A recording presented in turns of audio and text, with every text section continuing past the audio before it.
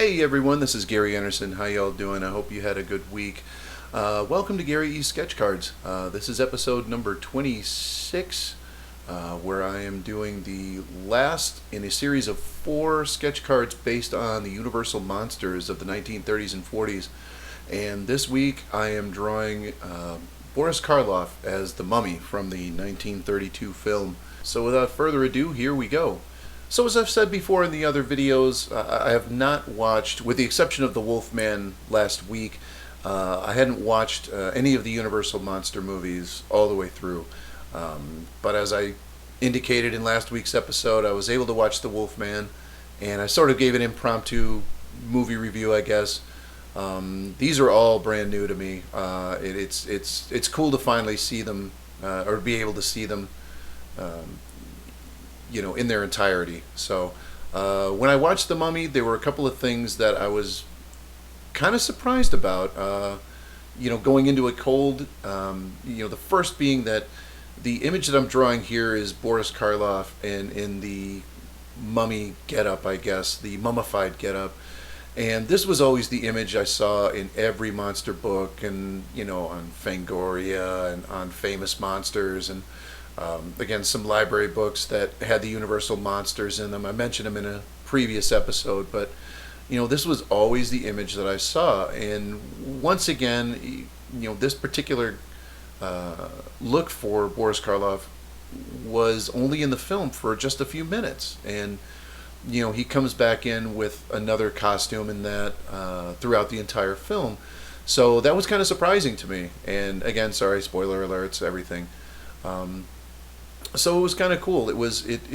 I went into it expecting one thing, and I got something a little different, or I got something completely different, which is always refreshing when I see a movie. I don't like to be spoiled. I don't like to know everything that's going on. I kind of like to go into a film cold and sort of enjoy the experience as it happens. The other thing that I thought was really cool was the female lead, played by the actress Zita Johann.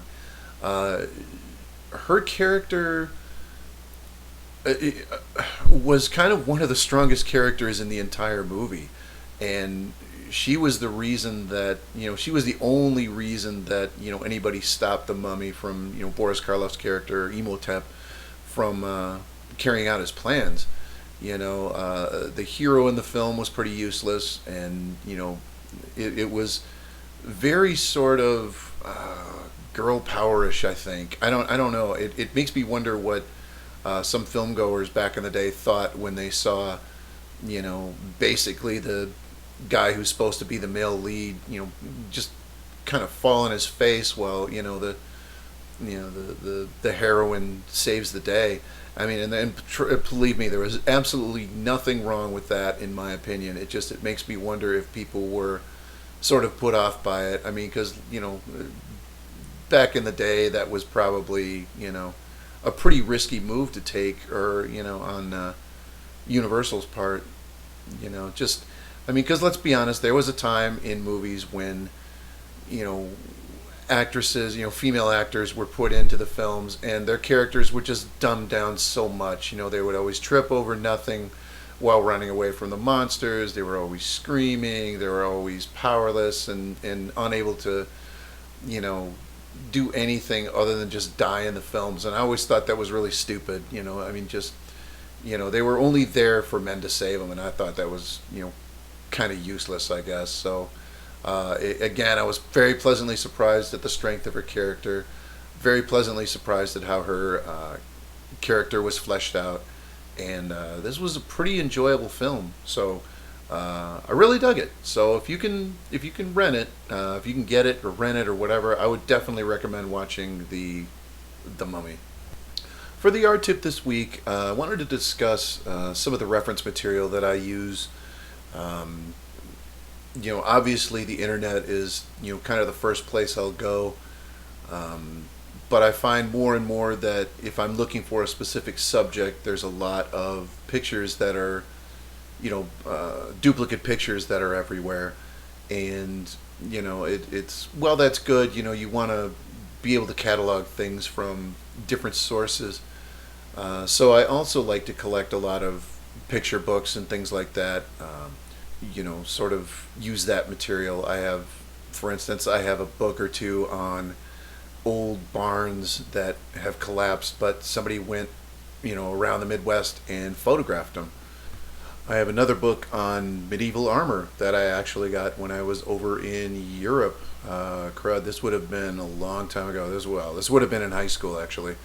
But I have that book still, so I use that for reference if I'm drawing any kind of armor or anything like that. There are a lot of different places. You can go to the library, obviously, and find books there. You can go to, say, like a Goodwill.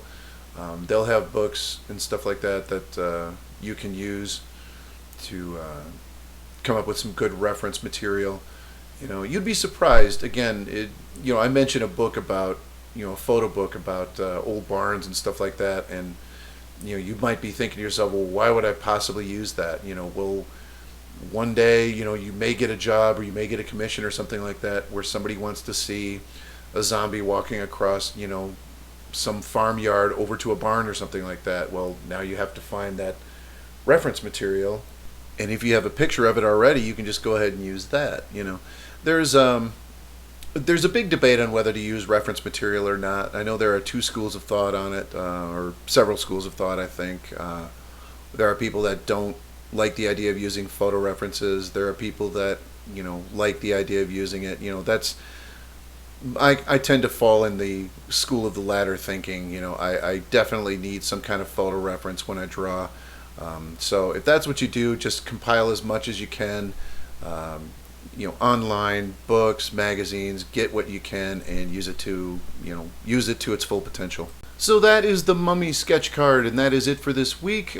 Please like and share this video if you would, please. If you like what you're seeing, subscribe to my channel to get notifications on more videos, and I will see you next week. Take care.